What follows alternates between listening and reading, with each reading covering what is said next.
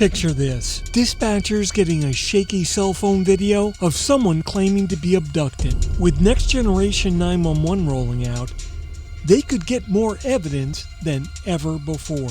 Today, on this episode of TiPS, we'll explore why multimedia swatting may feel too real, and why dispatch shouldn't fear it but lean into it, and why our deep dive session at NENA 2025 in Long Beach could define public safety for years. That's coming up next on TiPS, Today in Public Safety. Welcome to TiPS, Today in Public Safety, your go-to podcast for today's breaking stories and public safety news. Here's your host, Fletch, with today's tips. Welcome to TiPS, Today in Public Safety. This is Fletch, I'm an ENP, and I bring you the latest in emergency communications news and technology every Monday, Wednesday, and Friday. We spotlight 911 heroes, shed light on big tech challenges, and generally have a little fun. So let's get started.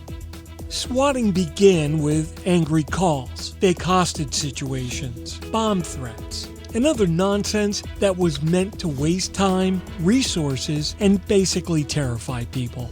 Most of the time today, it comes in through a burner phone, an anonymous email, or pranksters hiding behind administrative lines. But all of that relies on words, not eyes and ears. Next Generation 911 isn't sci-fi. It's coming now. The next-gen peace apps will take text, messages, video, and even telematics and sensor data right alongside voice.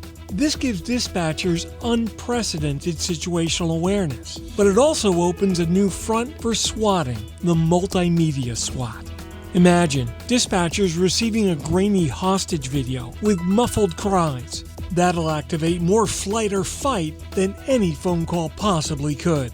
And news from CISA confirms staff will be exposed to graphic content, leading to vicarious trauma unless SOPs and wellness programs are in place. A dispatcher's perspective. Meet Nancy, name changed for privacy.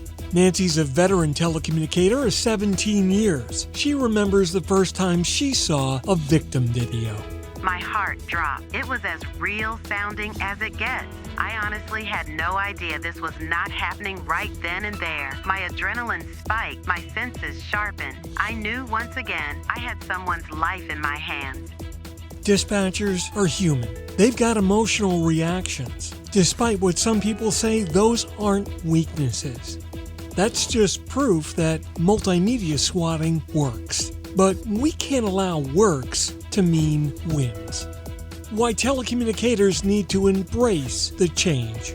Yanking out technology won't save jobs. It'll actually just degrade service. Multimedia tech can save lives in real scenarios.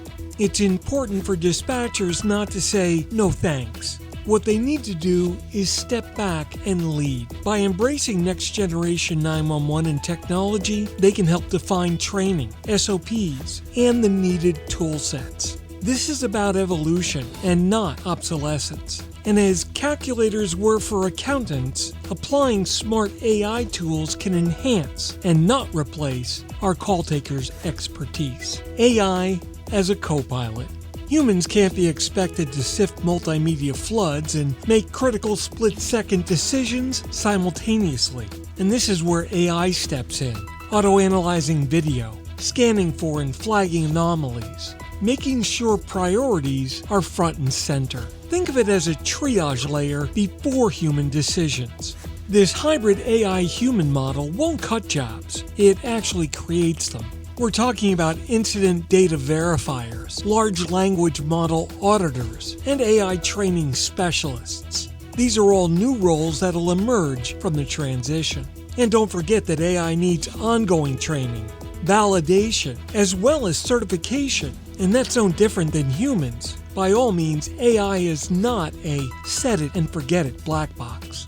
Then there's the wellness, policy, and cybersecurity needs. We can't ignore the downsides. Constant exposure to graphic media can cause stress. That means dispatch centers need to implement pause features. mental health protocols, and invest in recruitment and retention plans that are built around this new reality. Additionally, Next Generation 911 will increase the cyber risk. We're transmitting video, images, and sensor data, all of which expands what's called the attack surface. Both CISA and IEEE remind us to bake cybersecurity into every SOP, require all data to be encrypted, and perform regular audits with enforced access controls.